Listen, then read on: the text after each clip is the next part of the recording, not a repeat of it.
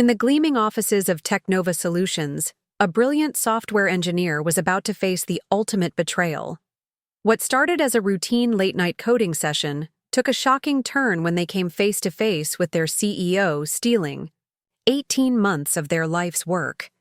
Riley Anderson wasn't your typical Silicon Valley developer. For nearly 2 years, they had poured their soul into creating Genesis, a revolutionary algorithm that could predict market movements with 94% accuracy. When Marcus Thompson presented Riley's breakthrough as his own innovation to a room full of investors, Riley had no idea they were about to transform from victim into something far more dangerous, a saboteur willing to destroy everything to reclaim what was rightfully theirs. Before we jump back in, tell us where you're tuning in from. And if this story touches you, make sure you're subscribed, because tomorrow I've saved something extra special for you. The blue glow of multiple monitors cast dancing shadows across Riley Anderson's angular face as their fingers flew across the keyboard with the precision of a concert pianist. The TechNova offices had emptied hours ago, leaving only the hum of servers and the distant whir of the building's ventilation system to keep Riley company. It was 2:47 a.m., but time had become irrelevant in the pursuit of perfection. Riley leaned back in their ergonomic chair, eyes burning from the screen's glare, and allowed themselves a moment of quiet satisfaction. After 18 months of relentless coding, debugging, and optimization, Genesis was finally complete. The algorithm wasn't just another machine learning model. It was a breakthrough that could predict market fluctuations with an accuracy that bordered on prescient. Where traditional models achieved 60–70% accuracy at best, Genesis consistently hit 94% in backtesting across multiple market sectors. The name had come to Riley during one of their many sleepless nights. Genesis, the beginning of something entirely new. Not just for TechNova, but for the entire field of predictive analytics. Riley's algorithm didn't simply crunch numbers. It found patterns within patterns, correlations that human analysts would never spot, and could adapt its predictions in real time as market conditions shifted. Riley's phone buzzed with a text from their mother in Cleveland. "Working late again? Remember to eat something, honey." Riley smiled, remembering their childhood in their modest 3-bedroom home, where their mother worked double shifts at the hospital and their father put in overtime at the steel mill just to make ends meet. The scholarship to MIT had been their family's lottery ticket, and Riley had carried that responsibility through every late night, every difficult exam, every job interview that led them here. TechNova wasn't Google or Facebook, but that had been the appeal. In a startup, Riley believed individual contributions mattered more. Their work could shape the company's direction, not get lost in the bureaucratic maze of a tech giant. Sarah Mitchell, the VP of engineering who had recruited Riley, had promised creative freedom and the chance to work on cutting-edge projects. "You won't just be another cog in the machine here," she had said during Riley's final interview. "You'll help build the machine." A soft knock on the glass conference room door interrupted Riley's reverie. Sarah Mitchell peered in, her usually immaculate bob slightly disheveled, holding 2 cups of coffee from the office kitchen. "I saw the lights on," Sarah said, settling into the chair across from Riley. "Figured you could use some caffeine." Riley accepted the coffee gratefully. "Perfect timing. I just finished the final optimization run." Sarah's eyes lit up with genuine interest. "Show me." Riley's fingers danced across the keyboard, pulling up the interface they had designed for Genesis. The screen filled with elegant visualizations, market data streams, prediction confidence intervals, and real-time accuracy metrics.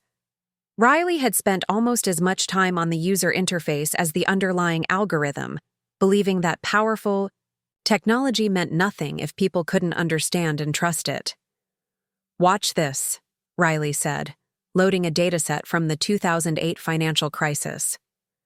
"I'm going to feed Genesis the market data from January through August 2008, then ask it to predict.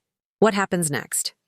The algorithm processed the information in seconds, its neural networks analyzing thousands of variables: interest rates, housing prices, employment figures, even social media sentiment data that Riley had cleverly incorporated. The prediction that emerged on screen was stark: a massive market crash beginning in September, with specific sectors and even individual stocks identified as high risk. Sarah leaned forward, studying the results. The timing is almost perfect. Lehman Brothers falls on September 15th in the simulation, just like in reality. It gets better, Riley said, their voice filled with quiet pride. Genesis doesn't just predict the crash. It identifies the recovery patterns, too. Look at this. Riley adjusted the timeline, showing how the algorithm had flagged certain tech stocks as undervalued during the crisis, predicting their eventual rise. These predictions could have made fortunes for anyone smart enough to listen. Sarah was quiet for a long moment, sipping her coffee as she absorbed the implications. Riley could see the calculations running behind her eyes. Not just the technical marvel of what they'd accomplished, but the commercial potential. This wasn't just sophisticated software. It was a crystal ball for anyone with money to invest. Riley, Sarah said finally, this is extraordinary. I mean, I knew you were working on something special, but this, she gestured at the screen, this could change everything for TechNova. Riley felt a warm glow of validation. The countless nights, the sacrificed weekends, the isolation from friends and family, it had all been worth it. I was hoping we could set up a formal presentation for the executive team. Maybe bring in some of the investors Marcus has been courting. I've got comprehensive documentation, performance benchmarks, even a business plan for monetization. Let me talk to Marcus first, Sarah interrupted gently. You know how he likes to control the narrative with investors? But Riley, seriously, this is going to put you on the map. Principal engineer, maybe even a promotion to the architecture team. What Riley didn't notice was the subtle movement in Marcus Thompson's corner office, visible through the conference room's glass walls. The CEO had arrived early for his 6 a.m. workout routine and had spotted the lights in the engineering section. Now he stood in his darkened office, smartphone held up to record the demonstration playing out on the conference room's large monitor. Marcus had built his career on recognizing valuable assets, whether in the investment banking world he'd left behind or in the startup ecosystem he now navigated. He understood better than most that in Silicon Valley, the right algorithm at the right time could be worth hundreds of millions. What he lacked in technical expertise, he made up for in his ability to package and sell innovation. Through the glass, he watched Riley's animated explanation, Sarah's evident excitement, and the elegant visualizations that made complex predictions look effortless. Marcus had seen enough pitch decks and technology demonstrations to recognize something truly special when he saw it. Genesis wasn't just another analytics tool. It was a company-defining breakthrough. As Riley and Sarah continued their discussion, Marcus quietly retreated to his office to review the footage he'd captured. His mind was already working, envisioning how he would present this innovation to investors, how he would position TechNova as the company that had cracked the code on predictive analytics. After all, he reasoned, Riley was brilliant but naive about business. The algorithm meant nothing without someone who understood how to bring it to market.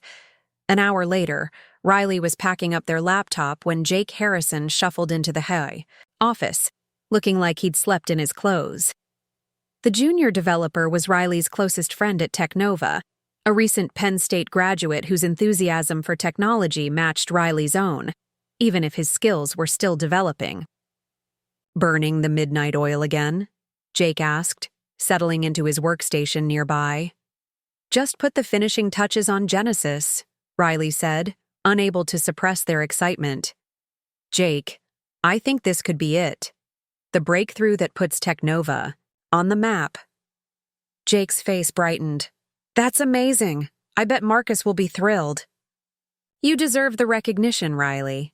I've watched you pour your soul into this project. Riley glanced toward Marcus's office, noting the early morning light in his windows. Yeah, I hope he sees it that way. Sarah thinks there's a real chance. For a promotion, maybe even a stake in the company if Genesis proves itself in the market.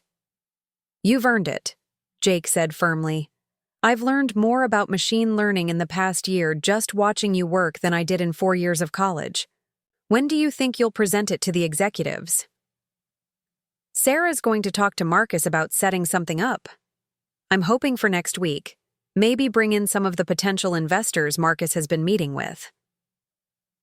What Riley didn't see was Marcus emerging from his office, straightening his tie as he prepared for his morning meetings. The CEO paused at the edge of the engineering section, his expression unreadable as he observed Riley's obvious excitement and Jake's admiration. "Riley!" Marcus called out, his voice carrying the practiced warmth that had made him successful in investment banking.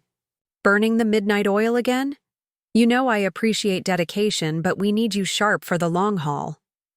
Riley turned, feeling a familiar flutter of nervousness around the CEO. Marcus had always been supportive, but there was something in his presence that made Riley feel evaluated, measured against some invisible standard. "Just finishing up a project, Marcus. Actually, I was hoping to schedule some time to discuss a potential breakthrough with you." Marcus's smile didn't quite reach his eyes.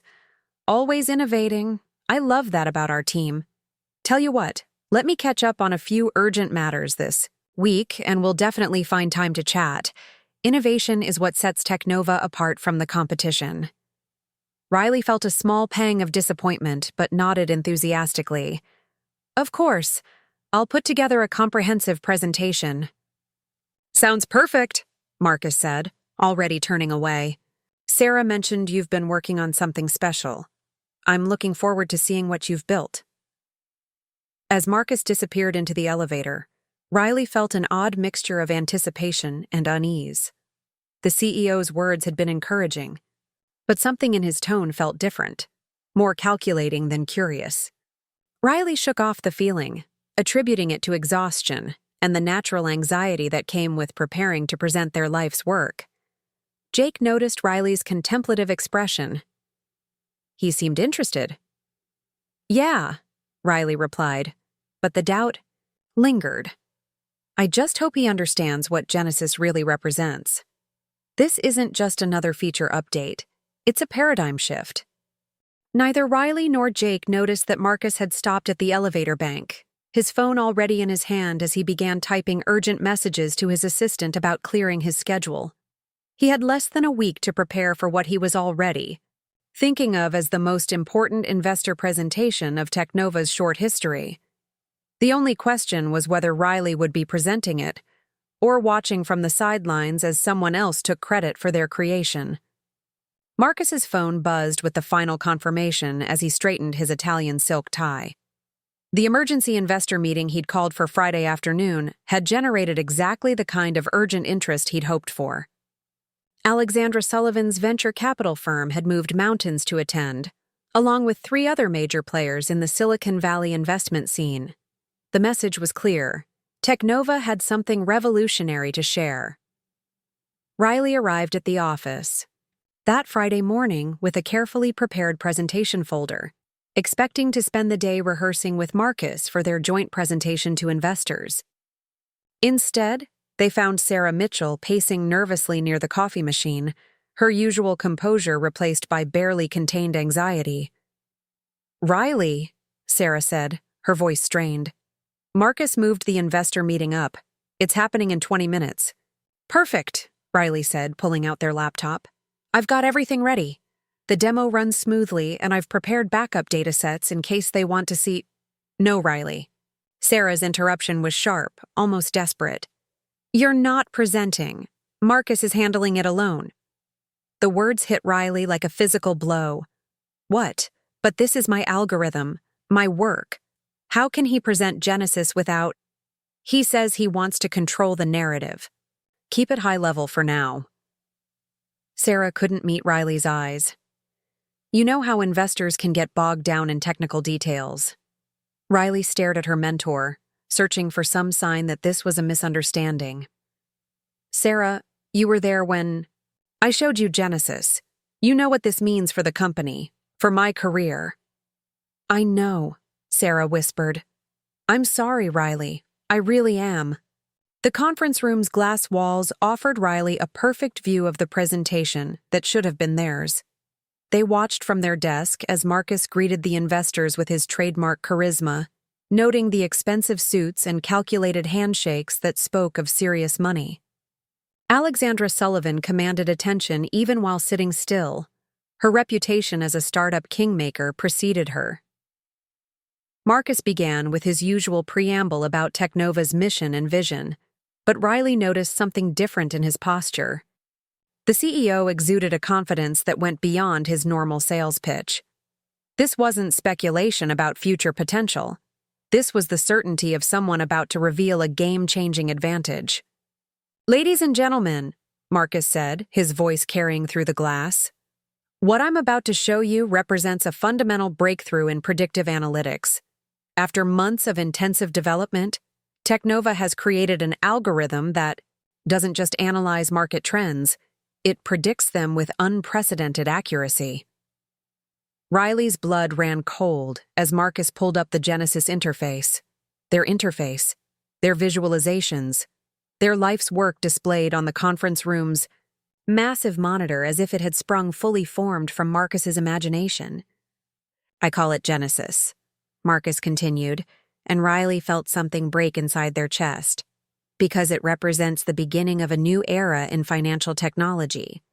Riley watched in mounting horror as Marcus flawlessly demonstrated every feature they had shown Sarah just days earlier. The 2008 financial crisis simulation played out exactly as Riley had programmed it, complete with the same elegant visualizations and real-time confidence intervals.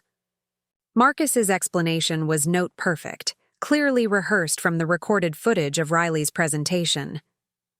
This is impossible, Riley muttered, their hands trembling as they gripped the edge of their desk.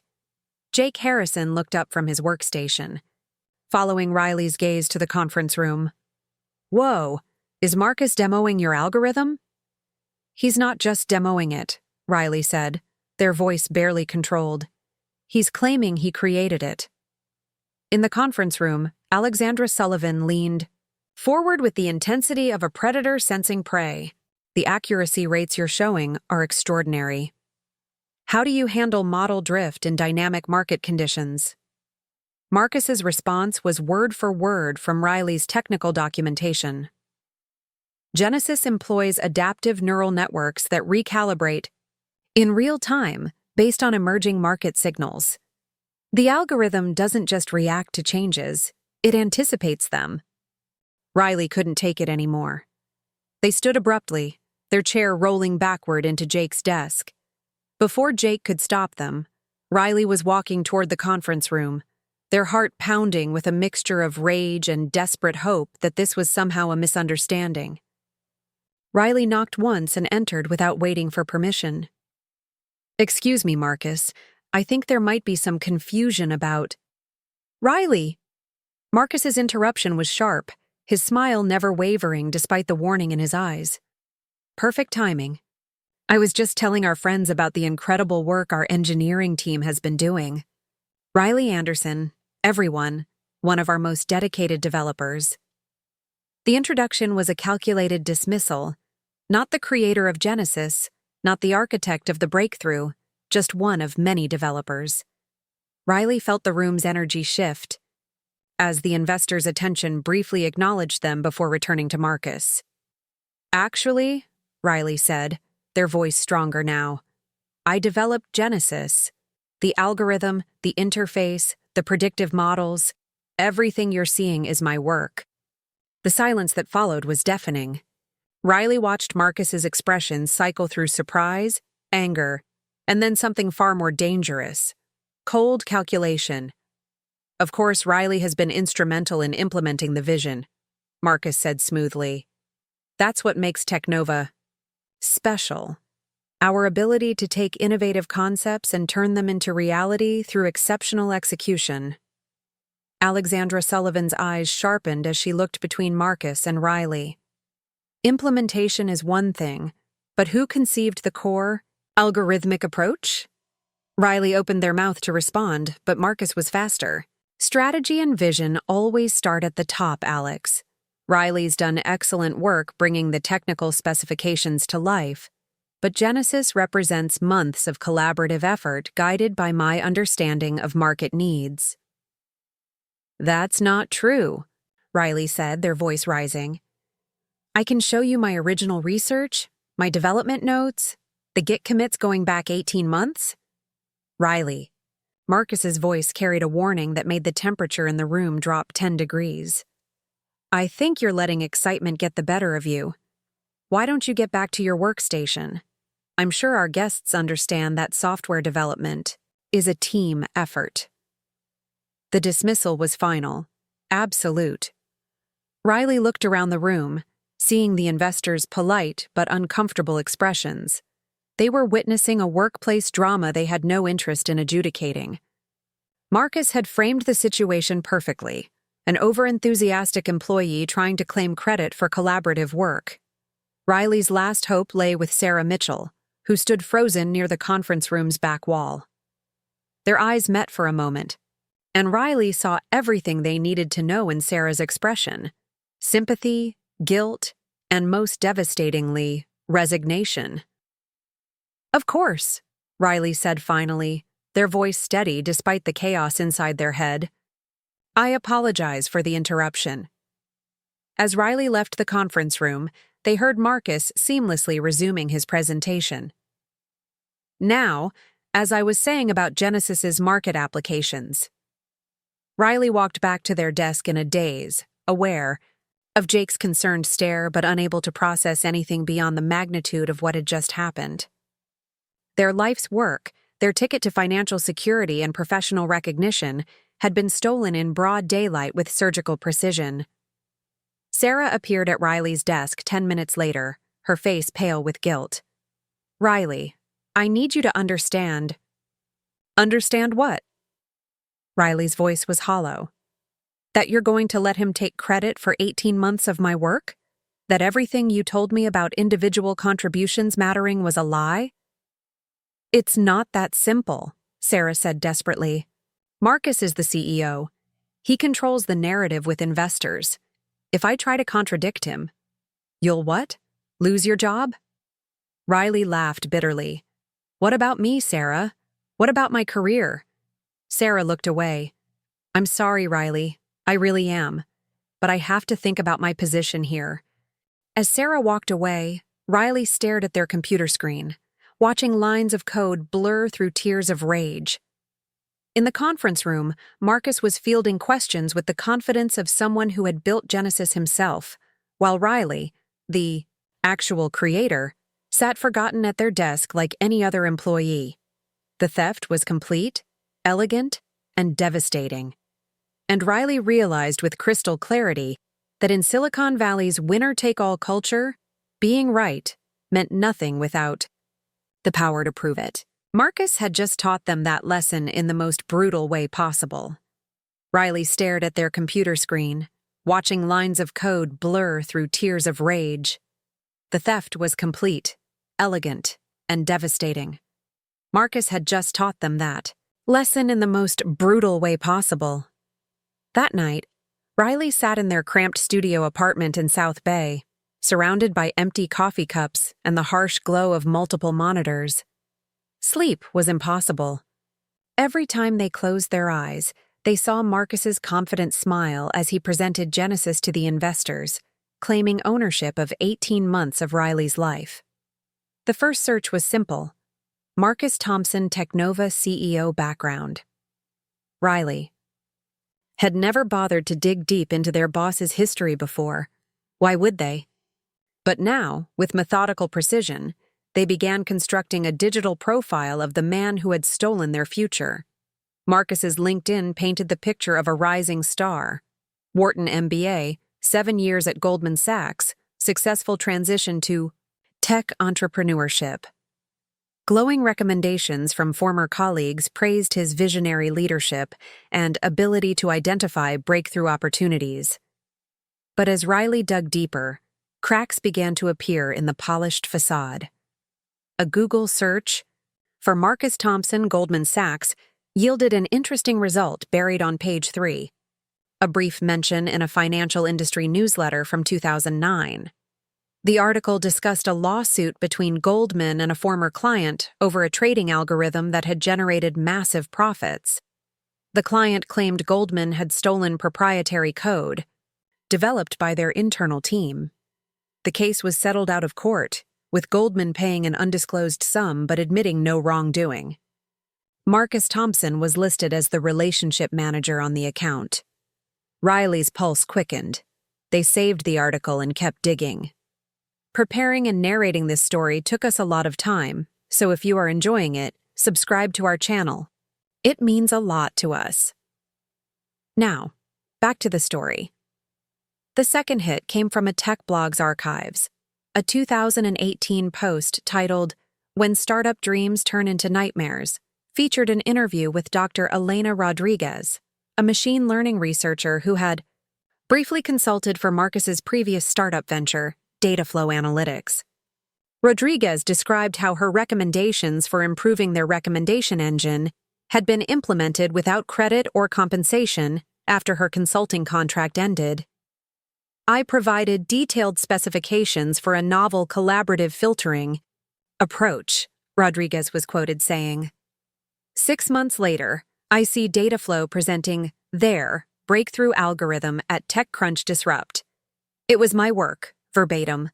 But suddenly, Marcus Thompson was the innovative CEO who had revolutionized personalized content delivery. Riley screenshotted the article, their hands trembling with a mixture of excitement and rage.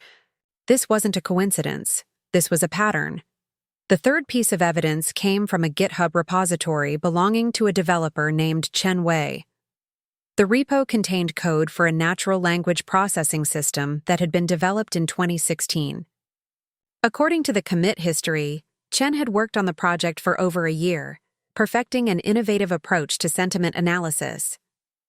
But a deeper search revealed that Marcus's second startup, Linguatech, had raised $2 million in Series A funding based on what their pitch deck described as proprietary breakthrough technology in real-time sentiment analysis. Riley found Chen's contact information through his professional website. It was 3 a.m., but they sent an email anyway. "Mr. Wei, I'm a software engineer researching Marcus Thompson's background. I believe he may have appropriated your sentiment analysis work for Linguatech. Would you be willing to discuss your experience?" The reply came within an hour. Chen was in Singapore, where it was mid-afternoon. "Riley, I've been waiting 3 years for someone to ask about this. Marcus stole my life's work and left me with nothing. I tried to pursue legal action, but startups dissolve, assets disappear, and lawyers are expensive.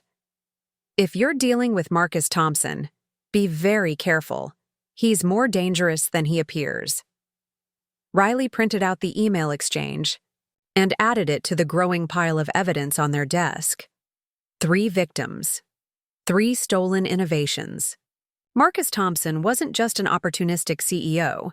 He was a serial intellectual property thief who had built his entire career on other people's brilliance. But understanding the pattern wasn't enough.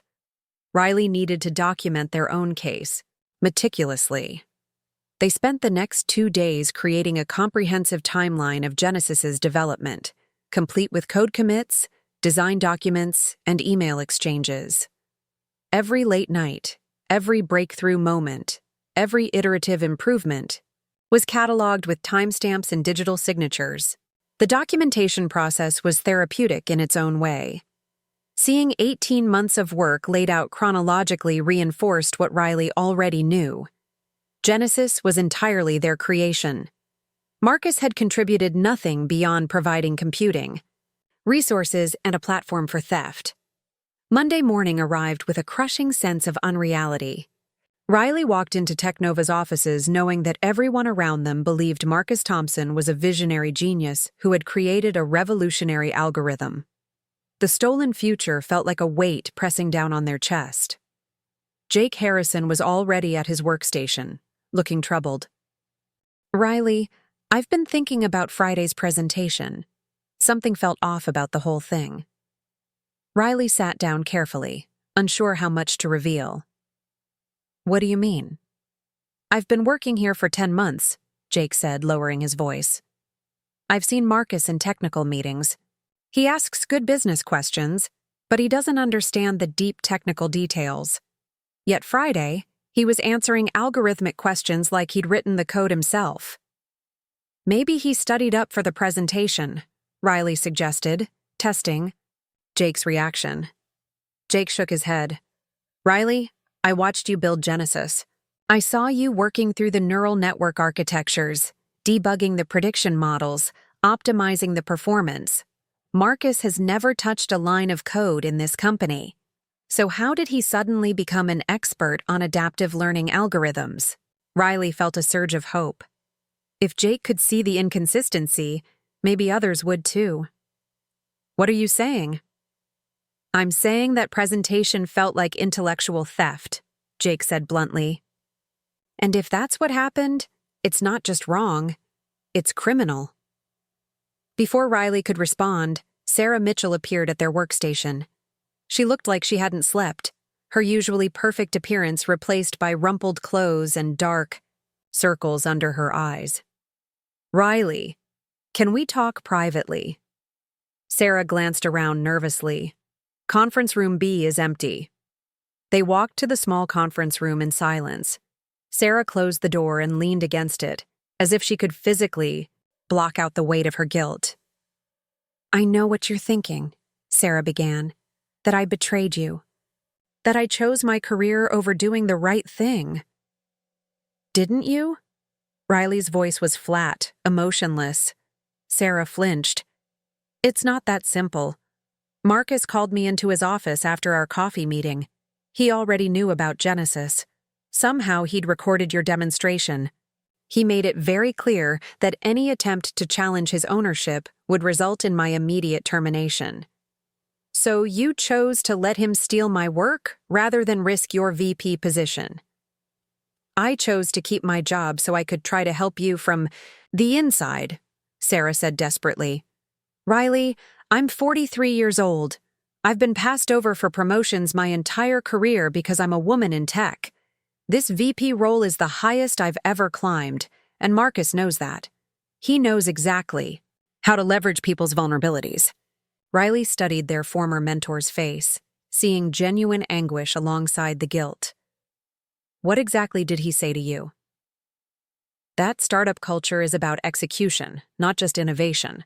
That you'd created impressive technology, but he had provided the vision and resources that made it possible. He said that challenging him would destroy not just my career, but yours too. That he'd make sure you were blacklisted from every serious tech company in Silicon Valley." The threat hung in the air between them. Riley realized that Marcus hadn't just stolen their algorithm, he'd systematically neutralized every potential advocate who might have supported them. "But you know it's wrong," Riley said. "Of course it's wrong." Sarah's composure finally cracked.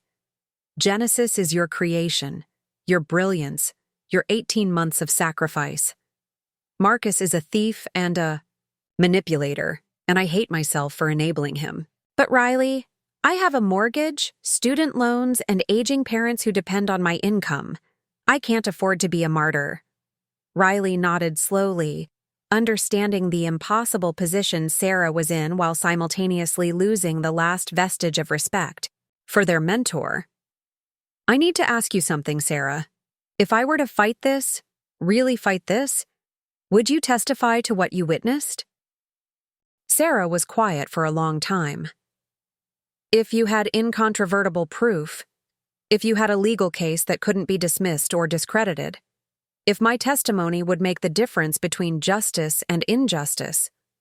She paused. "Then yes, I would." Tell the truth. It wasn't the ringing endorsement Riley had hoped for, but it was something. Sarah was weak, but she wasn't evil. Given the right circumstances, she might find the courage to do the right thing. As they walked back to their desks, Riley's phone buzzed with a news alert. TechNova closes 15 million Series B round, led by Sullivan Ventures.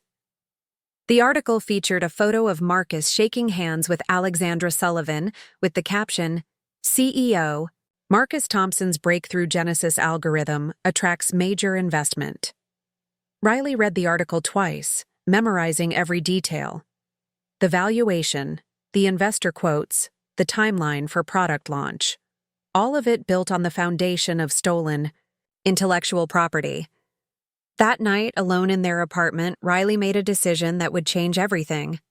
Legal channels would be too slow, too expensive, and too easily manipulated by someone with Marcus's resources and connections. The traditional system had already failed them. Sarah's cowardice and the investors' willingness to accept Marcus's narrative proved that. But Riley had something Marcus didn't: intimate knowledge of every system in TechNova's infrastructure. Every line of code, every security protocol, every potential vulnerability. Genesis wasn't just Riley's greatest creation. It was the key to Marcus's destruction. Riley opened their laptop and began to plan. If Marcus wanted to steal their future, Riley would steal his in return. Riley opened their laptop and began to plan. If Marcus wanted to steal their future, Riley would steal his in return. The TechCrunch article announcing TechNova's $15 million Series B funding round dominated the tech news cycle for 3 days. Riley read every mention, every investor quote, every breathless prediction about how Marcus Thompson's revolutionary Genesis algorithm would transform predictive analytics. Each article was another knife twist, but also fuel for the calculated rage building inside them. The funding announcement changed everything at TechNova. The small startup energy was replaced by the manic intensity of a company under pressure to deliver on massive investor expectations. Marcus strutted through the offices with the confidence of someone who had just convinced very smart people to give him $15 million for stolen goods. We're going to revolutionize how businesses understand their markets, Marcus announced during the all-hands meeting that Thursday. Genesis isn't just an algorithm. It's the foundation of TechNova's future. We're moving to accelerated development, with our first major client demonstration scheduled for next month. Riley sat in the back of the conference room, watching Marcus's performance with newfound clarity. Every gesture, every pause, every moment of practiced humility was calculated for maximum effect. Marcus wasn't just a thief. He was a master manipulator who had turned Riley's life's work into his personal stepping stone to Silicon Valley stardom.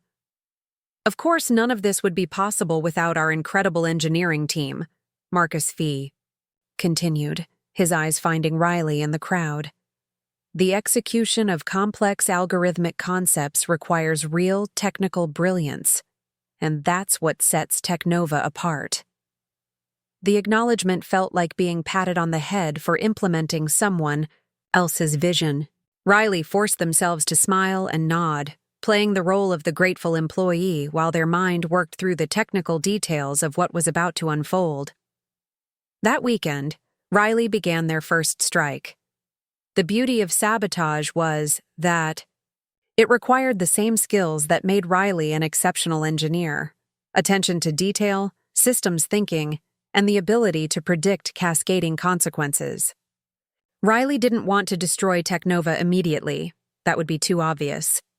Instead, they planned a series of subtle degradations that would make Genesis appear unstable and unreliable at exactly the worst moments. Riley's access to TechNova's systems was comprehensive. As the primary developer of Genesis, they had administrative privileges across the entire technology stack. More importantly, they understood every component of the system, not just how it worked, but how it could be made to fail in ways that would seem like natural technical problems rather than sabotage. The first vulnerability was in the data preprocessing pipeline. Riley introduced a subtle modification that would cause sporadic timestamp misalignments in the training data. The error would be nearly invisible during normal operation, but during high-stress demonstrations with real-time market data, it would cause Genesis's predictions to occasionally drift wildly off target. The second attack vector was more elegant. Riley had built Genesis with multiple redundancy systems to prevent exactly the kind of failures they were now planning. But every redundancy system had override codes, and Riley remembered every single one. They wrote a small background process that would randomly disable specific redundancies during peak usage periods, making the system vulnerable to exactly the kind of cascade failures that would embarrass Marcus in front of clients. The third component was psychological warfare. Riley added subtle delays to the user interface, just enough to make the system feel sluggish during demonstrations, but not enough to trigger obvious alarms. They also introduced occasional visual glitches in the prediction charts that would make even accurate results look unprofessional. Each modification was carefully crafted to appear like the kind of scaling problems that plagued many startups. Individual components would work perfectly in testing environments, but the system would degrade under the pressure of real-world usage. Marcus, with his limited technical understanding, would never be able to diagnose the root causes. The beauty of Riley's plan was its deniability. If anyone investigated the failures, they would find exactly what Riley wanted them to find. A brilliant algorithm pushed beyond its natural limits by an overeager CEO who didn't understand the technical constraints of cutting-edge machine learning systems. The first client demonstration was scheduled for the following Thursday. Pinnacle Financial, a mid-sized investment firm, had agreed to see a live demonstration of Genesis's market prediction capabilities. Marcus had been preparing for weeks, studying Riley's documentation and practicing his presentation with the obsessive intensity of someone who knew he was performing above his technical competence level. Riley arrived at the office early that Thursday, ostensibly to run final system checks before the demonstration. In reality, they were activating the sabotage protocols they had so carefully planted. A few keystrokes enabled the timestamp misalignment routine. Another command disabled 2 of the 3 redundancy systems that prevented cascade failures. The interface delay algorithm was already running, introducing just enough lag to make the system feel unstable. As the Pinnacle Financial team arrived, 3 stern-looking executives led by CTO Rebecca Walsh, Riley made a point of being visible in the engineering section, running what appeared to be routine system diagnostics. To any observer, Riley was the dedicated engineer ensuring everything would work perfectly for their CEO's important presentation. Marcus began the demonstration with his usual charisma, explaining TechNova's vision and Genesis's revolutionary capabilities. Riley watched from their desk as Marcus navigated through the early portions of the presentation flawlessly, building credibility with the Pinnacle team through confident explanations of predictive analytics theory. Then Marcus reached the live demonstration. "What you're about to see?" Marcus said, his voice carrying the confidence of someone who had never personally debugged a machine learning algorithm, "is Genesis analyzing real-time market data and generating predictions with unprecedented accuracy." Marcus pulled up the live interface, and for a moment, everything worked perfectly. Genesis processed the morning's market data and generated a clean set of predictions for the afternoon's trading patterns. The Pinnacle executives leaned forward with interest, clearly impressed by the elegant visualizations and confident probability assessments. Then Riley's sabotage began to unfold. The first sign was subtle, a slight delay as Marcus tried to drill down into sector-specific predictions. The interface hesitated for just a moment longer than it should have, breaking the smooth flow of the demonstration. Marcus covered well, making a joke about the system thinking hard about complex market dynamics. But the delays compounded. Each interaction took progressively longer to respond, making Marcus appear less confident as he navigated through the interface. Riley watched Rebecca Walsh's expression shift from interest to skepticism as the supposedly cutting-edge system struggled with basic responsiveness. The cascade failure hit during the most critical moment of the demonstration. Marcus was showing Genesis's ability to predict currency fluctuations when the timestamp misalignment error triggered a massive computational loop. The screen froze for 30 seconds before displaying a prediction that the euro would simultaneously rise and fall by 15% within the same hour. "That's unusual," Marcus said, his composure finally cracking. "Let me refresh the system." But refreshing made things worse. The redundancy systems that should have caught the error were disabled, causing Genesis to generate increasingly bizarre predictions. The interface began displaying charts with negative probability values and prediction confidence intervals that exceeded 100%. Rebecca Walsh exchanged glances with her colleagues. "Mr. Thompson, these results don't appear to be mathematically valid. Is this the same system that achieved the accuracy rates you mentioned in your initial presentation?" Riley watched Marcus's face cycle through confusion, embarrassment, and barely controlled panic. He understood enough about the system to recognize that something was fundamentally wrong, but lacked the technical expertise to diagnose or fix the problems in real time. "I think we may be experiencing some scaling issues," Marcus said, his voice strained. "Our engineering team has been working to optimize the system for production-level usage." "Perhaps we should reschedule," Rebecca Walsh said diplomatically, "when you have these technical issues resolved." The Pinnacle team left 10 minutes later, their initial enthusiasm replaced by polite skepticism.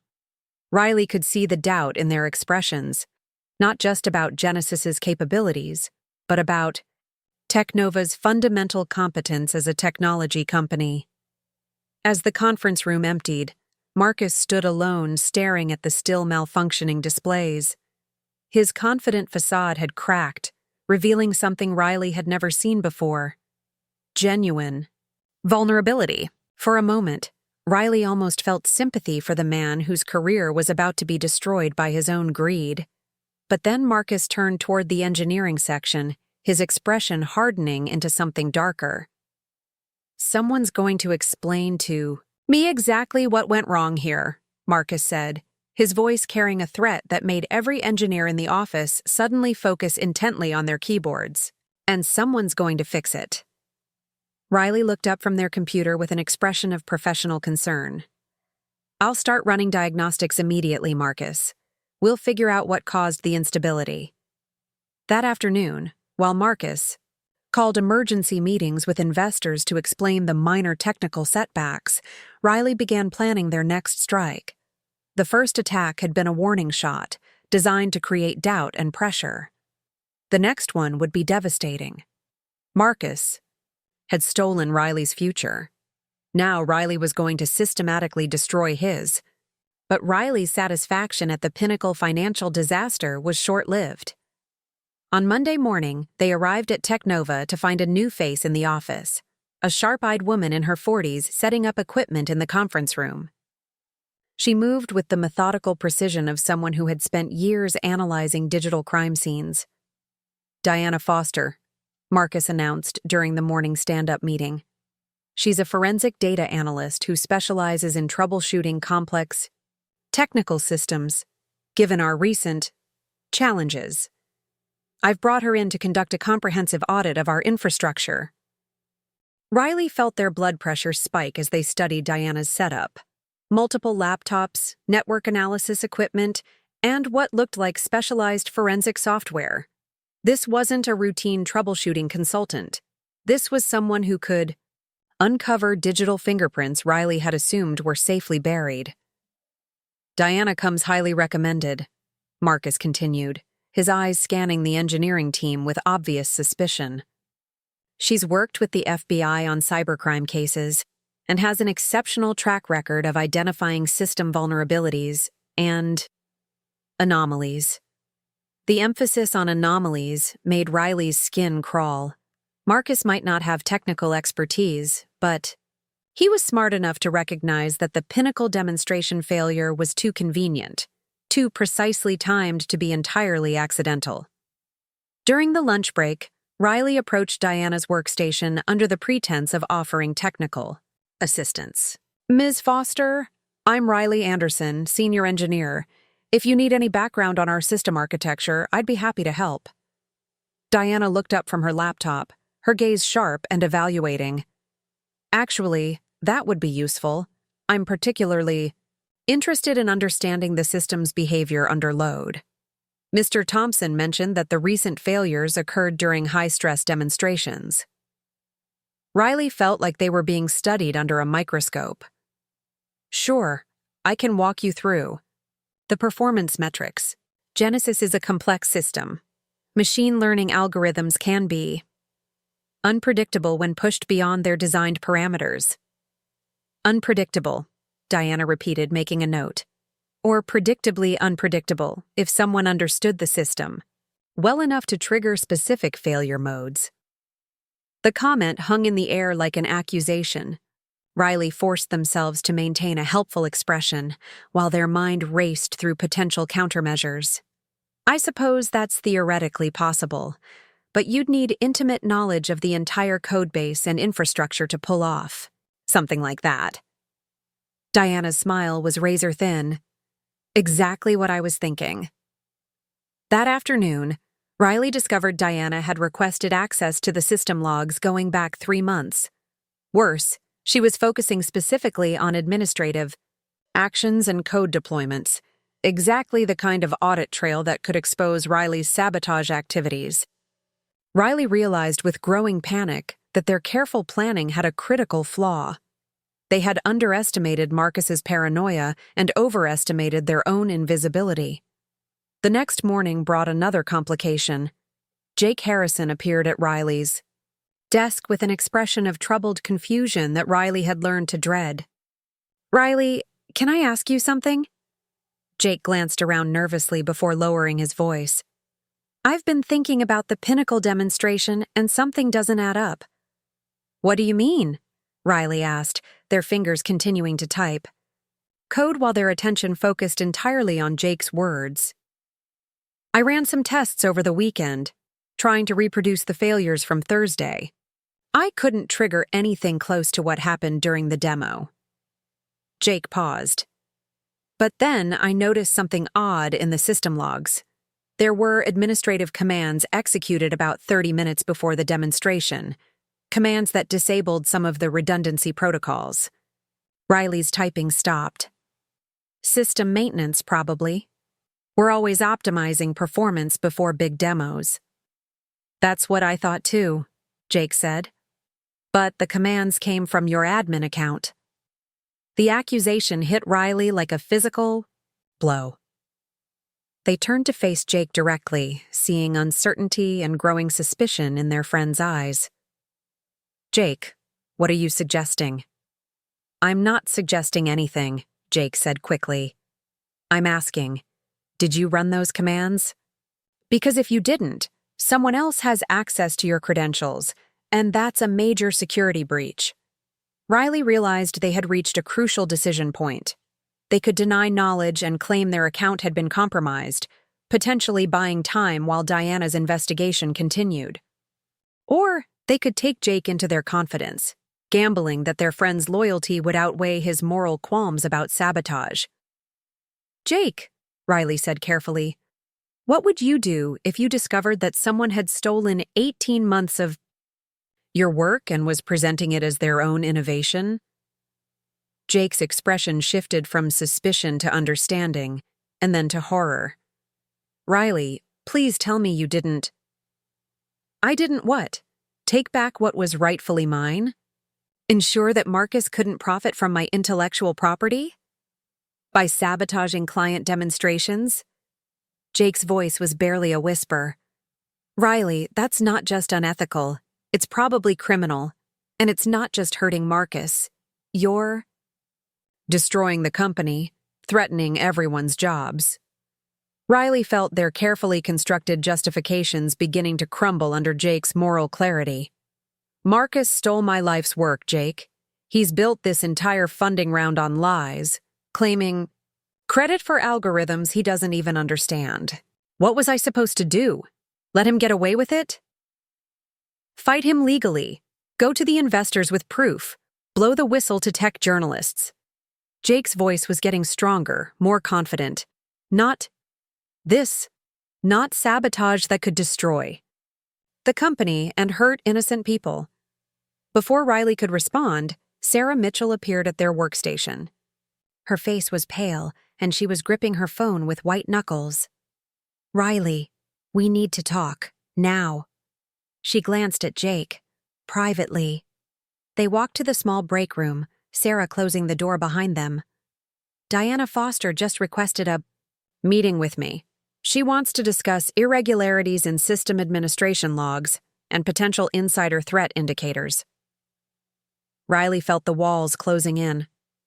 "What did you tell her?" "Nothing yet. But Riley, she's not just looking at recent logs. She's doing a comprehensive forensic analysis of the entire system. If you've been doing what I think you've been doing, she's going to find evidence." "What I've been doing," Riley said, their voice hardening, "is reclaiming what Marcus stole from me. You were there, Sarah. You saw him present my work as his own innovation. Where was your moral outrage then?" Sarah flinched as if slapped. "That's not fair. I explained my position." "Your position was cowardice," Riley interrupted. "You chose your career over justice, and now you're worried about the consequences of someone actually fighting back. This isn't fighting back, Riley. This is career. Suicide." Diana Foster doesn't just investigate technical failures. She specializes in corporate fraud and insider threats. Do you understand what that means? If she finds evidence of deliberate sabotage, Marcus won't just fire you. He'll press criminal charges. The warning sent a chill down Riley's spine, but their anger overrode their fear. "Let him try. I have documentation proving Genesis is my creation. I have evidence of Marcus's pattern of intellectual property theft. If this goes public, he's the one who should be worried about criminal charges." "Riley," Sarah said desperately, "you're thinking like an engineer, not like someone dealing with the legal system. Marcus has resources, lawyers, and a $15 million war chest from investors who believe in his vision. You have what? Coding skills and a grudge?" Riley stared at Sarah, seeing their former mentor clearly for perhaps the first time. Sarah wasn't evil, but she was weak. Someone who had internalized Silicon Valley's power structures so completely that she couldn't imagine challenging them even when justice demanded it. "I have the truth," Riley said finally. "The truth doesn't matter if you can't prove it in court," Sarah replied. "And if Diana Foster's investigation exposes your sabotage activities, any claims you make about intellectual property theft will be dismissed as the desperate lies of a criminal trying to justify their crimes." As Sarah left the break room, Riley realized their situation had fundamentally changed. They were no longer the hunter carefully stalking their prey. They had become the hunted, with Diana Foster closing in from one direction and Jake's moral awakening, threatening them from another. That evening, Riley sat in their apartment staring at their laptop screen. Diana's investigation was progressing faster than expected, and Jake's suspicions were growing stronger by the day. Sarah's warning about criminal charges echoed in their mind, but beneath the fear was something darker and more dangerous: the realization that half measures were no longer sufficient. If Diana Foster was going to expose their sabotage activities anyway, Riley needed to accelerate their timeline. The careful, subtle campaign of degradation they had planned would have to be abandoned in favor of something more dramatic and final. Marcus had forced this escalation by bringing in a forensic investigator. Now Riley would give Diana Foster something truly spectacular to investigate: the complete and very public destruction of TechNova's credibility during their most important presentation yet. Riley pulled up the calendar and noted the date circled in red: TechNova's product launch event, scheduled for the following week. 300 attendees, live streaming to thousands more, with Marcus planning to demonstrate Genesis to the entire tech industry. It would be the perfect stage for Riley's final act of revenge. Diana Foster wanted to catch a saboteur. Riley would make sure she had front-row seats to the most devastating corporate takedown in Silicon Valley history. The TechNova product launch event was scheduled for Friday at the prestigious Moscone Center in downtown San Francisco. Marcus had spared no expense. 300 industry leaders, venture capitalists, and potential clients would attend in person, while thousands more would watch the livestream. The event was being billed as the unveiling of the future of predictive analytics, with Genesis positioned as the revolutionary breakthrough that would establish TechNova as a major player in the AI space. Riley spent Tuesday night crafting their masterpiece of destruction. Unlike their previous subtle sabotage, this would be a spectacular failure designed for maximum public humiliation. They created a logic bomb, a piece of code that would remain dormant until triggered by specific conditions during the live demonstration. When activated, it would cause Genesis to display increasingly absurd predictions, while simultaneously broadcasting Riley's own evidence of Marcus's intellectual property theft to every screen in the venue. The beauty of the plan was its theatrical timing.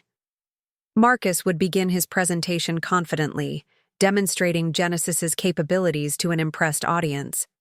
But as he reached the climax of his presentation, the moment where he would claim credit for revolutionizing predictive analytics, Riley's code would activate. The screens would display not just system failures, but documented proof that Marcus Thompson was a serial intellectual property thief. Wednesday morning brought an unexpected complication. Jake Harrison didn't show up for work. Riley found themselves checking their phone compulsively, wondering if Jake had decided to report his suspicions to Marcus, or worse, to Diana Foster. By noon, their anxiety had transformed into paranoia. Every glance from a colleague, every hushed conversation near the coffee machine felt like evidence that Jake had exposed them. The answer came in the form of an email sent to the entire engineering team at 2:30 p.m. Team, I want to inform you that Jake Harrison has submitted his resignation, effective immediately. Jake cited personal reasons for his departure, and we wish him well in his future endeavors. His access to company systems has been revoked as of this morning. Marcus. Riley stared at the email, understanding its implications immediately. Jake hadn't reported their sabotage activities, but he had chosen to remove himself from the situation entirely, rather than become complicit in what he saw as criminal behavior. It was the most damning form of moral judgment. Jake would rather abandon his career than watch Riley destroy innocent people's livelihoods. The realization hit Riley like a physical blow. Jake had been their closest friend at TechNova, the one person who had genuinely admired their technical skills and supported their ambitions. His quiet resignation was more devastating than any direct confrontation could have been. But Riley had passed the point of no return. The logic bomb was already planted, and Diana Foster's investigation was closing in daily. There was no path back to the person they had been before Marcus's betrayal. Thursday brought news that made Riley's blood run cold. Kevin Brooks, the head of marketing and Marcus's college friend, was taking extended leave due to family circumstances.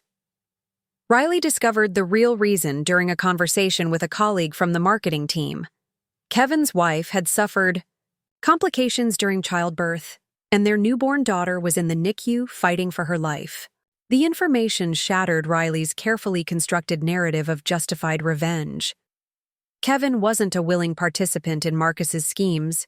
He was a naive idealist who genuinely believed in the company's mission. His family was facing a medical crisis that would likely bankrupt them if Kevin lost his job and health insurance. Riley's sabotage campaign wasn't just targeting Marcus. It was destroying the financial security of people who had done nothing wrong. For the first time since beginning their campaign of sabotage, Riley felt genuine doubt about their actions. They sat in their apartment Thursday night, staring at the code that would trigger the next day's catastrophe, weighing the satisfaction of exposing Marcus against the human cost of their revenge.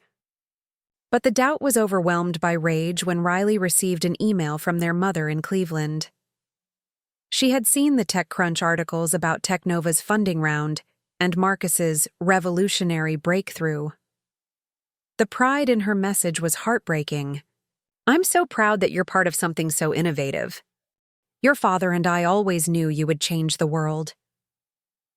Riley's parents believed their child was contributing to a genuine technological breakthrough, not serving as an uncredited implementer for a stolen algorithm.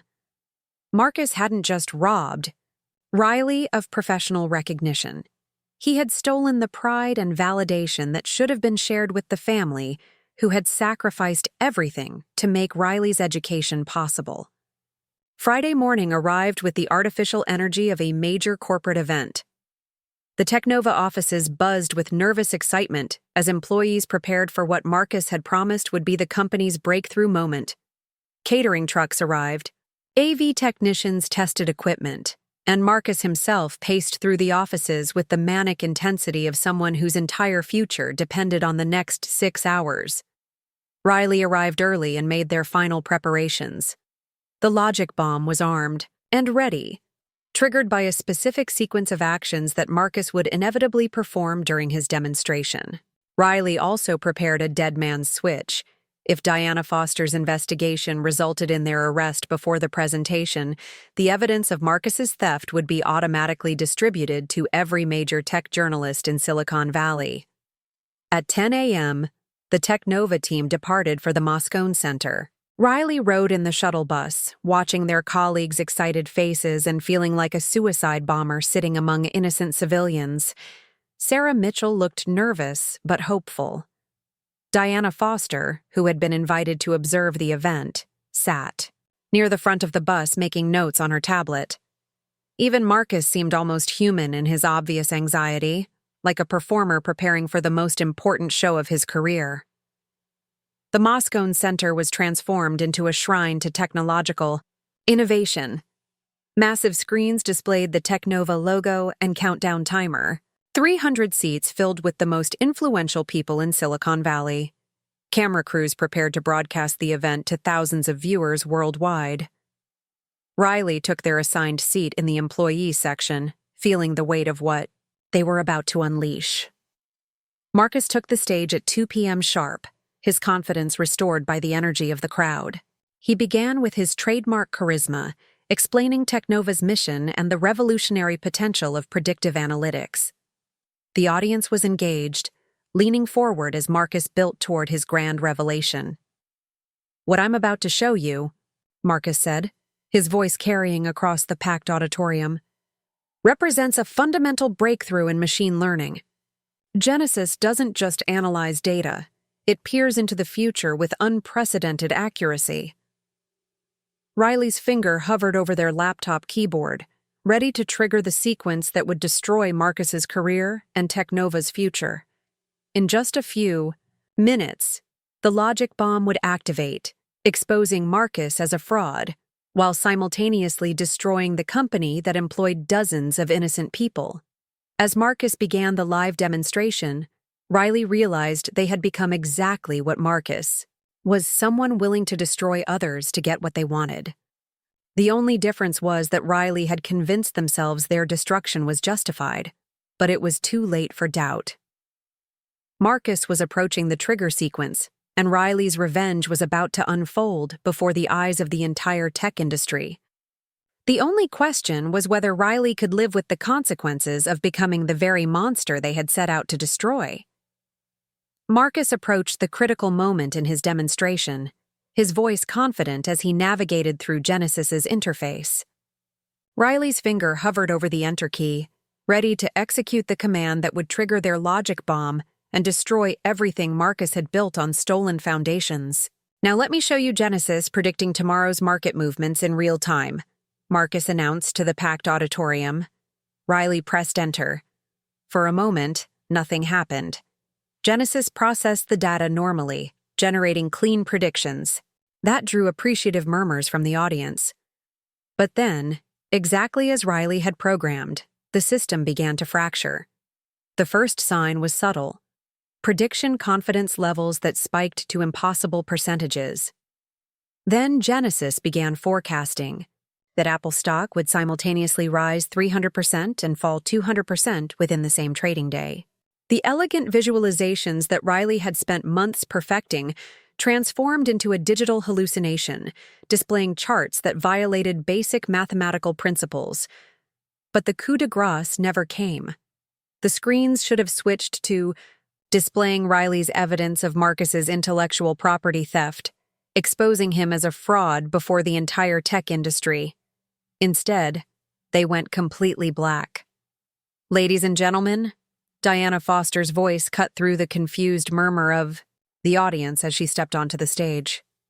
"I'm Diana Foster, forensic data analyst. I need to interrupt this presentation for a security announcement." Riley felt their blood turn to ice as Diana continued. "What you're witnessing is not a system malfunction, but a deliberate act of corporate sabotage. The anomalies in this demonstration have been triggered by malicious code planted in TechNova's systems." The auditorium erupted in shocked whispers as Diana's words sank in. Riley realized with horror that Diana had not only discovered their sabotage, but had been monitoring their activities in real time, allowing the logic bomb to activate just enough to expose Riley's guilt without broadcasting their evidence against Marcus. "Furthermore," Diana continued, her voice carrying clearly across the stunned venue, "my investigation has uncovered evidence of systematic insider threats targeting this company's intellectual property." Riley's laptop screen flickered and died. Diana had somehow gained administrative access to their system and was blocking the dead man's switch that should have automatically released Marcus's theft documentation to journalists. Marcus stood frozen at the center of the stage, his face cycling through confusion, understanding, and then cold fury as the implications became clear. He hadn't just been sabotaged. He had been sabotaged by someone with intimate knowledge of Genesis's architecture. "Security, please escort Riley Anderson from the premises," Diana announced. The next few minutes blurred together in a nightmare sequence. Security guards approached Riley's seat as hundreds of faces turned to stare. Cameras that had been broadcasting TechNova's triumph were now capturing Riley's humiliation. They stood on shaking legs, acutely aware that their sabotage campaign had not only failed, but had played directly into Diana's hands. As Riley was led from the auditorium, they caught sight of Sarah Mitchell's face in the employee section. Sarah looked devastated, but not surprised. She had known this moment was coming and had chosen to let Riley walk into Diana's trap rather than warn them. The Moscone Center's security office became Riley's temporary prison as Diana Foster methodically dismantled their entire digital life. With Riley's credentials compromised and their devices confiscated, Diana had unrestricted access to every piece of evidence Riley had compiled about Marcus's intellectual property theft. 18 months of planning, Diana said, reviewing Riley's documentation with professional detachment. Very thorough, very organized, and completely inadmissible as evidence now that you've revealed yourself to be a corporate saboteur. Riley realized the devastating completeness of their defeat. Diana hadn't just caught them in the act. She had maneuvered them into destroying their own credibility so thoroughly that any accusations against Marcus would be dismissed as the desperate lies of a criminal trying to justify their crimes. "You knew," Riley said finally. "You knew about the intellectual property theft from the beginning." Diana's expression didn't change. "I suspected irregularities in the algorithm's development timeline. The technical sophistication was inconsistent with Mr. Thompson's documented expertise. But suspicion isn't proof, and proving intellectual property theft is notoriously difficult. So you let me sabotage myself." "I let you choose your own path," Diana corrected. "You could have provided your evidence through proper channels. You could have filed complaints with the appropriate authorities. Instead, you chose criminal sabotage, which not only destroys your credibility, but provides excellent cover for any Irregularities. In the algorithm's origins, the implications hit Riley like physical blows. Diana hadn't been hired to investigate system failures. She had been hired to neutralize the threat Riley posed to Marcus's narrative. Every action Riley had taken to expose Marcus's theft had instead strengthened his position. Back at the Moscone Center, Marcus was salvaging what he could from the disaster. He had taken the stage again, addressing the audience with the wounded dignity of a visionary betrayed by a trusted employee. "What you've witnessed today," Marcus said, his voice heavy with carefully practiced pain, "is a reminder that innovation makes us targets. Genesis represents a breakthrough that threatens established players in this industry. It appears that some people will go to extraordinary lengths to undermine progress." The audience, moments before skeptical of the system, failures, now saw Marcus as the victim of industrial espionage. The sabotage that should have destroyed his credibility had instead transformed him into a martyred innovator fighting against jealous competitors. Alexandra Sullivan watched from the VIP section, her expression unreadable. She had invested $15 million in TechNova based on Genesis's capabilities, and she was now watching her due diligence process unfold in real time. But rather than seeing a failed technology demonstration, she was observing a CEO's grace under pressure and a company's resilience in the face of attack. Meanwhile, in the TechNova offices, employees were grappling with the revelation that one of their colleagues had been systematically sabotaging their work. The engineering team felt betrayed, realizing that every system failure, every embarrassing client demonstration, had been orchestrated by someone they had trusted. Kevin Brooks, despite his family crisis, had joined the live stream from the Iowa hospital. He watched in shock as Riley was led away, understanding for the first time that his faith in the company's mission had been built on both Marcus's lies and Riley's sabotage. His newborn daughter fought for life in the NICU while the job that provided her medical coverage crumbled under the weight of competing betrayals. Sarah Mitchell sat in the employee section, experiencing her own reckoning. She had known about both Marcus's theft and Riley's sabotage, and her choice to protect her own position had enabled both crimes to escalate to this public catastrophe. Her moral cowardice had created the conditions for Riley's transformation from victim to villain. That evening, as Riley sat in a holding cell awaiting arraignment on charges of corporate espionage and computer fraud, they realized the true scope of their defeat. They had not only failed to expose Marcus's theft, but had provided him with the perfect narrative to explain away any future questions about Genesis's origins. Marcus Thompson, serial intellectual property thief, had stolen Riley's algorithm and used Riley's own sabotage campaign to legitimize the theft. The victim had become the perpetrator, the truth had become inadmissible, and justice had been transformed into a public relations victory for the very person who deserved it least. Riley had set out to reclaim what was rightfully theirs. Instead, they had handed Marcus Thompson the perfect crime. 3 days after the Moscone Center disaster, Alexandra Sullivan called an emergency board meeting. The TechNova conference room had never felt more like a courtroom, with all the principal players gathered around the polished table like defendants awaiting judgment. Marcus sat at the head, his usual confidence replaced by carefully controlled tension. Diana Foster had positioned herself strategically with laptops and documents spread before her like evidence in a trial.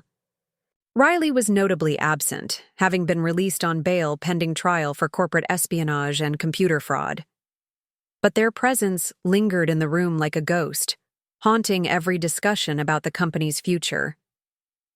"Let's be clear about why we're here," Alexandra began, her voice carrying the authority of someone who had built empires and destroyed them with equal efficiency. "I've invested $15 million in a company whose lead developer has been systematically sabotaging its flagship product. Before we proceed, I need to understand exactly what happened and who knew what when." Sarah Mitchell shifted uncomfortably. In her chair, knowing this moment had been inevitable since she first witnessed Marcus's theft of Riley's algorithm. Diana Foster opened her first laptop, the screen displaying a timeline that made everyone in the room visibly tense. My forensic analysis reveals a complex web of deception, Diana began, her tone clinically professional.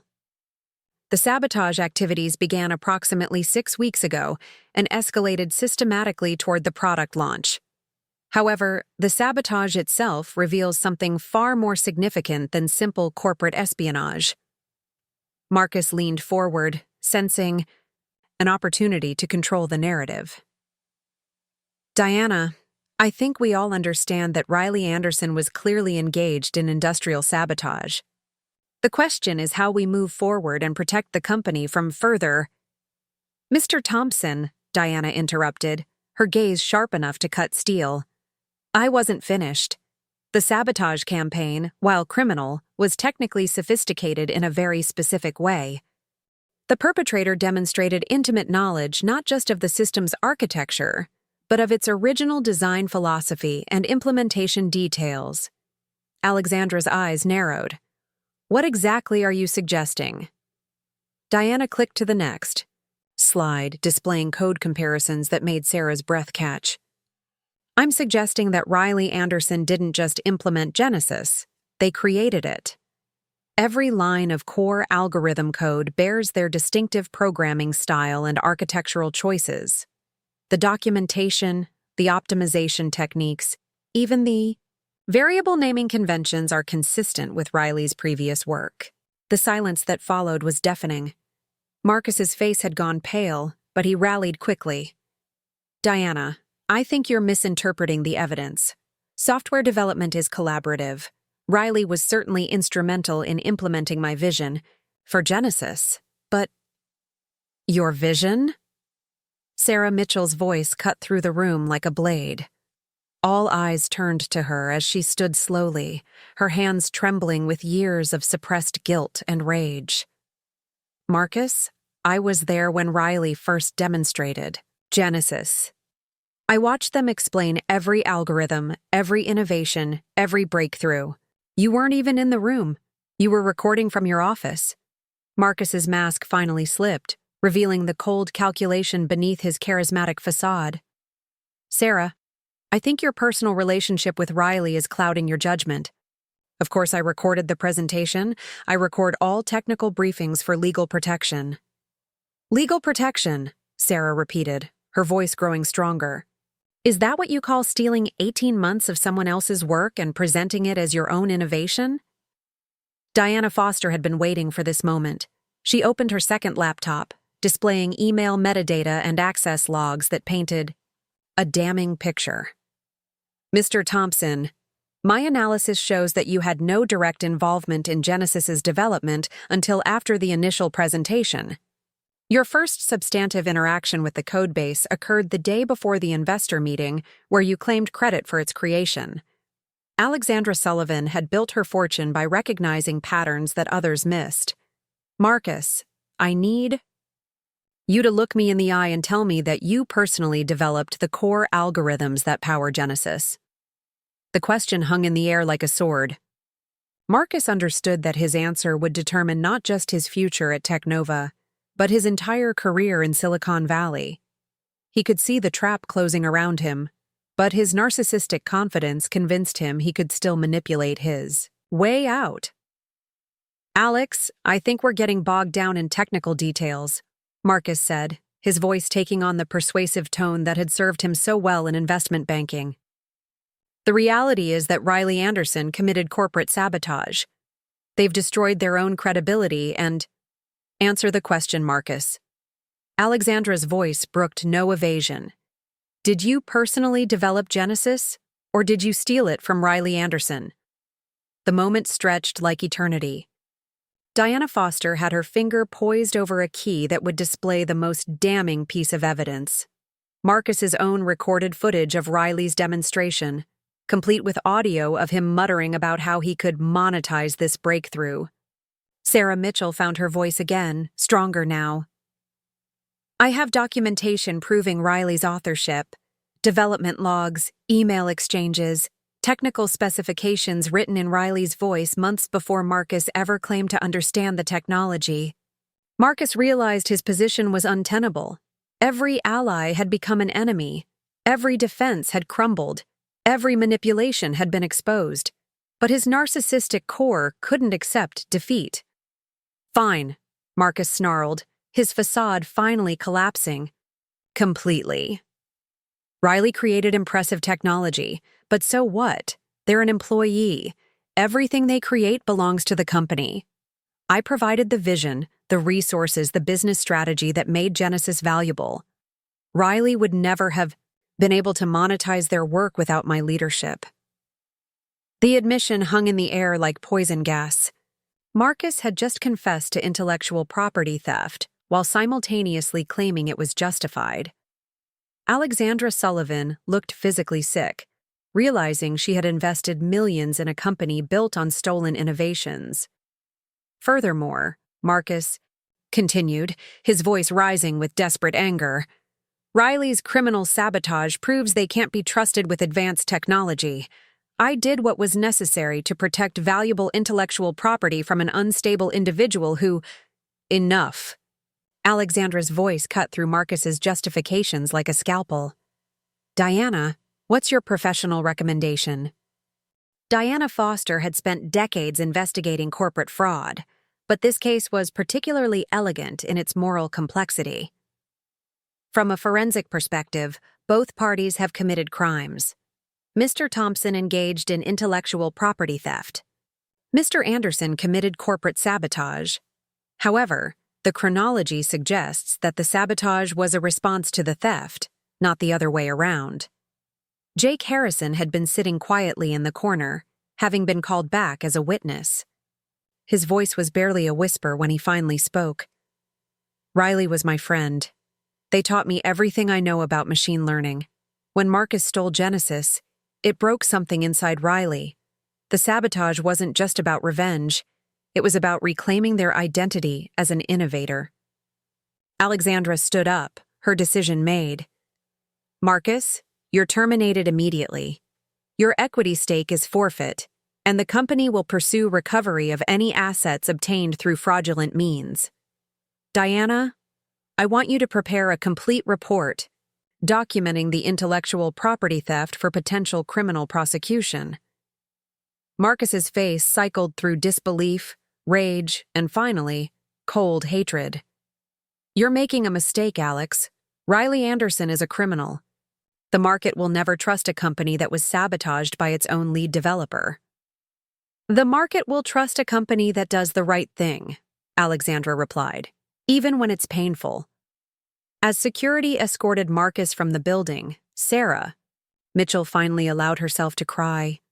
Her moral cowardice had enabled this entire disaster, but her final moment of courage had helped bring some measure of justice. Diana Foster began packing her equipment, knowing her work was far from over. The case would likely result in criminal charges for both Riley and Marcus, but at least the truth was finally in the light. And somewhere across town, Riley Anderson sat in their attorney's office, learning that their sabotage campaign had ultimately succeeded in a way they never intended. Marcus Thompson's career was over, but so was theirs.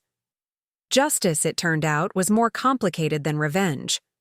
6 months after the TechNova collapse, the San Francisco tech scene had moved on to new scandals and fresh innovations, but the ripple effects of the Genesis affair continued to reshape the lives of everyone involved.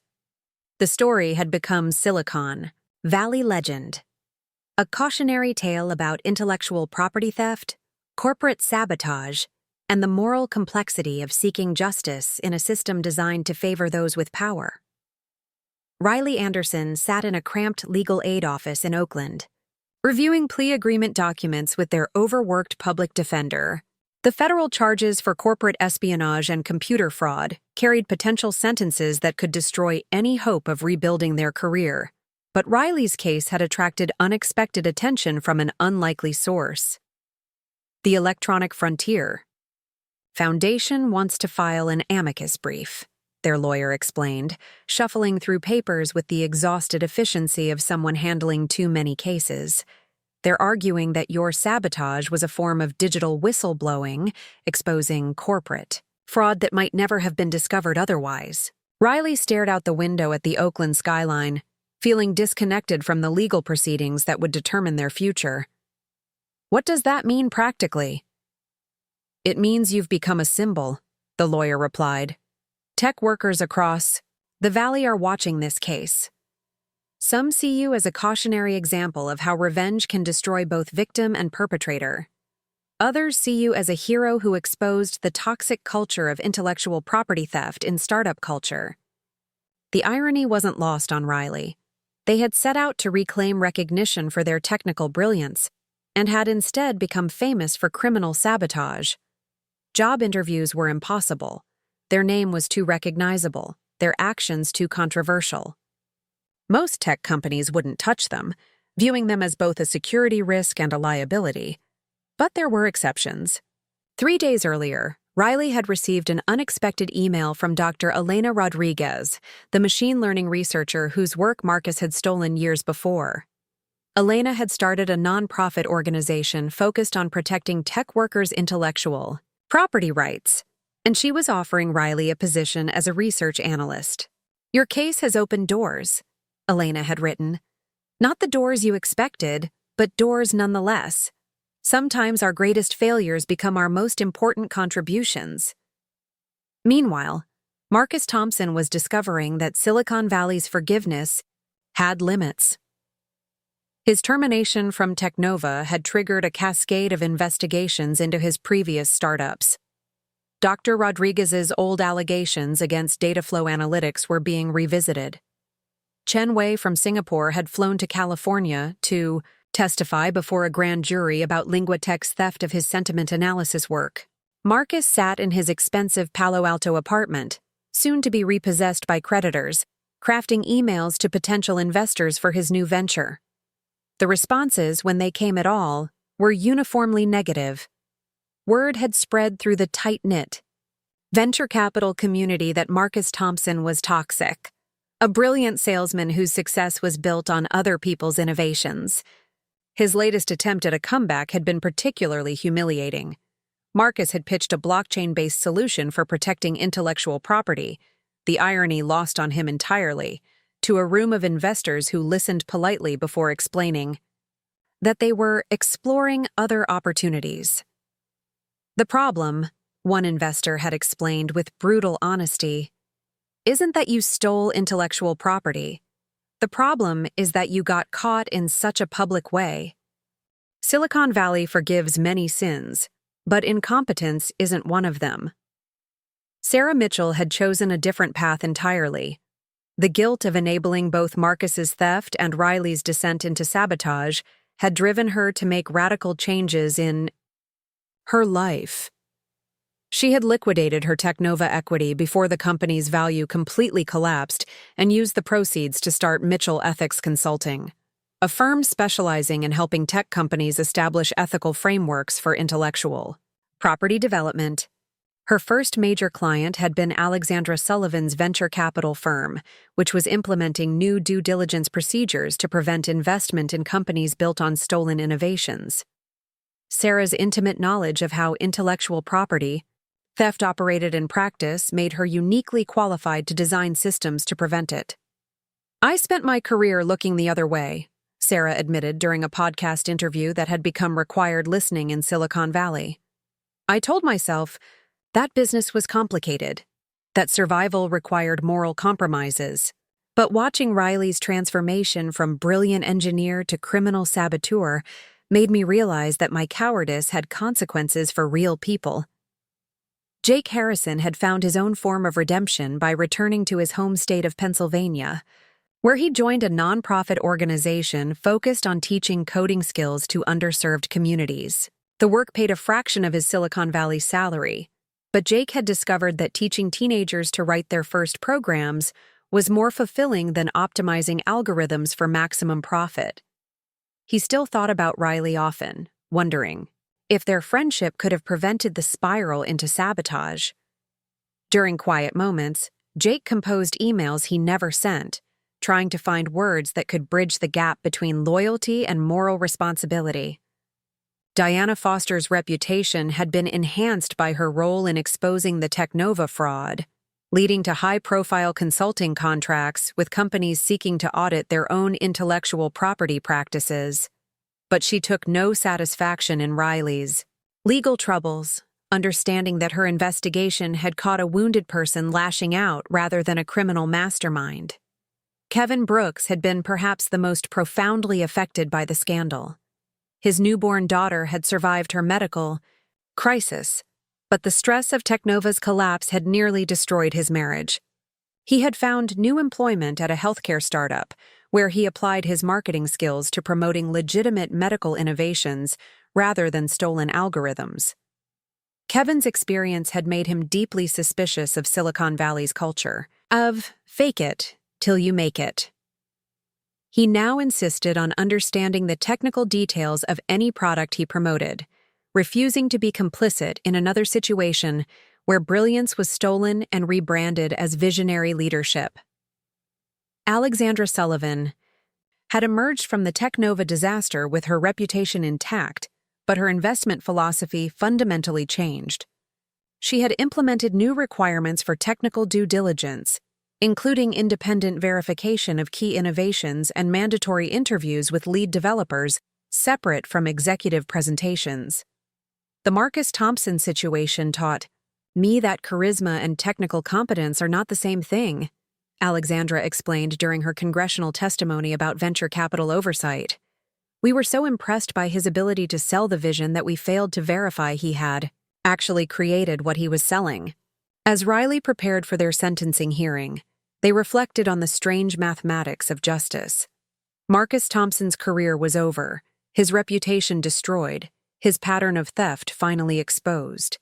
In that sense, Riley's sabotage had succeeded, beyond their wildest dreams. But the cost had been enormous. Riley's own career was in ruins, their relationships destroyed, their identity as an innovator overshadowed by their actions as a saboteur. They had become exactly what Marcus was, someone who destroyed others to get what they wanted. The only difference was that Riley's destruction had ultimately served justice, while Marcus's had served only himself. Riley's phone buzzed with a text from their mother in Cleveland. Saw the news about your sentencing next week. Your father and I are proud of you for telling the truth, even when it cost you everything. Come home when you're ready. We'll figure out what comes next together. For the first time in months, Riley smiled. Perhaps redemption wasn't about winning or losing. Perhaps it was about choosing who you wanted to be when the consequences of your choices finally came due. The reckoning was almost over. The question now was what Riley would build from the ashes of their old life. 1 year after the TechNova collapse, Riley Anderson stood before Judge Patricia Chen in the Northern District of California courthouse, awaiting the sentence that would define their future. The courtroom was packed with an unlikely coalition of supporters and critics, tech workers who saw Riley as a whistleblower, corporate security experts who viewed them as a dangerous precedent, and journalists documenting the conclusion of Silicon Valley's most notorious intellectual property scandal. Riley's plea agreement had reduced the charges to a single count of computer fraud, with the prosecution acknowledging the extraordinary circumstances that had led to their actions. But the final decision about Riley's fate rested with Judge Chen, whose reputation for thoughtful jurisprudence had made her the perfect arbiter for such a complex case. Mr. Anderson, Judge Chen began, her voice carrying the weight of precedent she was about to set. Your case presents the court with a fundamental question about how we balance individual justice against corporate malfeasance in the digital age. Riley remained standing, hands clasped behind their back, acutely aware that their answer to the judge's next question would determine whether they served prison time or walked free to rebuild their life. Before I pronounce sentence, I want to give you an opportunity to address the court. What would you say to other tech workers who might find themselves in similar circumstances? Riley had rehearsed this moment for months, but standing before the judge, Their prepared remarks felt inadequate. Instead, they spoke from the heart about the journey that had transformed them from idealistic engineer to criminal saboteur, to something approaching wisdom. Your Honor, I want to start by acknowledging the harm my actions caused to innocent people. Kevin Brooks nearly lost his newborn daughter while I was destroying the company that provided his family's health insurance. My colleagues at TechNova lost their jobs because I prioritized revenge over their livelihoods. That weight will stay with me forever. Riley paused, gathering courage for the harder truth. But I also want to acknowledge that my actions exposed a pattern of intellectual property theft that had been operating in plain sight for years. Marcus Thompson stole innovations from at least 4 different creators, including myself, and used our work to build a career based on lies. Judge Chen nodded, indicating Riley should continue. If I could speak to other tech workers facing similar situations, I would tell them what I learned too late. Revenge feels like justice, but it's not the same thing. Justice requires courage, patience, and faith in systems that often seem designed to protect the powerful. Revenge just requires anger and technical skills. Riley's voice grew stronger as they approached their conclusion. I chose revenge because it felt immediate and satisfying. But revenge made me complicit in the same kind of destruction I was trying to fight. Real justice would have been finding the courage to speak truth to power through proper channels, even when those channels seemed inadequate. The courtroom was silent as Riley finished. In the gallery, Sarah Mitchell wiped away tears, remembering the brilliant young engineer she had failed to protect. Jake Harrison, who had driven from Pennsylvania to attend the sentencing, felt a mixture of pride and sadness for his former friend's journey toward redemption. Judge Chen reviewed her notes before speaking. Mr. Anderson, your case has forced this court to grapple with the intersection of corporate fraud and vigilante justice in the technology sector. While I cannot condone your methods, I recognize that your actions ultimately served the public interest by exposing systematic intellectual property theft. Riley felt their heart racing as the judge continued. I am sentencing you to 2 years probation with community service requirements specifically related to ethics education in the technology sector. Additionally, you will be required to work with the Electronic Frontier Foundation to develop educational materials for tech workers about legal alternatives to self-help when facing intellectual property theft. Riley's knees nearly buckled with relief. No prison time. No felony conviction that would permanently destroy their career prospects. A chance to rebuild their life while contributing to preventing others from making similar choices. But Judge Chen wasn't finished. However, I want to be clear that this sentence reflects the extraordinary circumstances of your case, not a broader endorsement of corporate sabotage as a response to workplace injustice. Future defendants should not expect similar leniency. As the court session ended, Riley was approached by Dr. Elena Rodriguez, whose nonprofit organization had been waiting for the legal proceedings to conclude before finalizing Riley's employment offer. Ready to put your skills to work, protecting other people's intellectual property instead of destroying it? Elena asked with a slight smile. Riley nodded, feeling something they hadn't experienced in over a year. Hope for the future. I think I'm ready to try being one of the good guys again. 3 months later, Riley sat in a conference room at the Electronic Frontier Foundation's San Francisco headquarters, presenting their research on intellectual property protection, frameworks to a room full of tech executives, labor advocates, and policymakers. The irony of their new role wasn't lost on anyone. The person who had committed the most notorious act of corporate sabotage in Silicon Valley history was now teaching companies how to prevent exactly that kind of insider threat. The key insight, from my case, Riley explained to the assembled group, is that intellectual property theft and corporate sabotage are often 2 sides of the same problem. When employees don't trust their companies to protect their innovations, some will resort to self-help measures that damage everyone involved. Riley's presentation outlined a comprehensive framework for protecting both companies and individual contributors. anonymous reporting systems for intellectual property disputes, mandatory technical documentation that made it harder for executives to claim credit for work they didn't perform, independent arbitration processes for resolving ownership disputes before they escalated to criminal behavior. "What you're describing," commented Alexandra Sullivan, who had attended to understand how venture capital firms could better evaluate portfolio companies, is essentially a system for preventing both Marcus Thompson and Riley Anderson from existing in the same company. "Exactly," Riley replied. "The goal is to create environments where intellectual honesty is rewarded and theft is impossible, so that brilliant engineers don't feel compelled to become saboteurs to protect their work."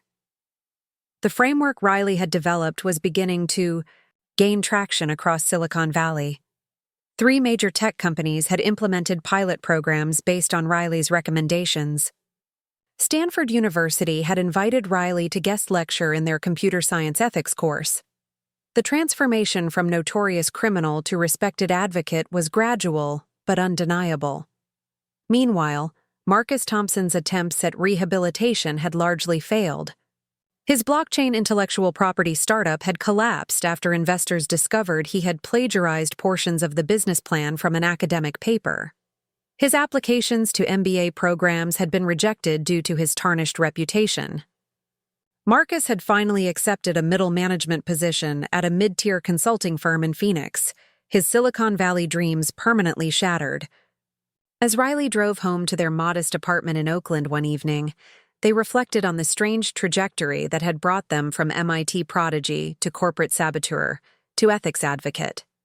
The journey had cost them nearly everything: their original career, their savings, their reputation, their relationships, but it had also taught them something valuable about the difference between justice and revenge. Revenge was about destroying your enemies. Justice was about building systems that prevented the same harm from happening to others. Riley's phone buzzed with a text from Jake Harrison.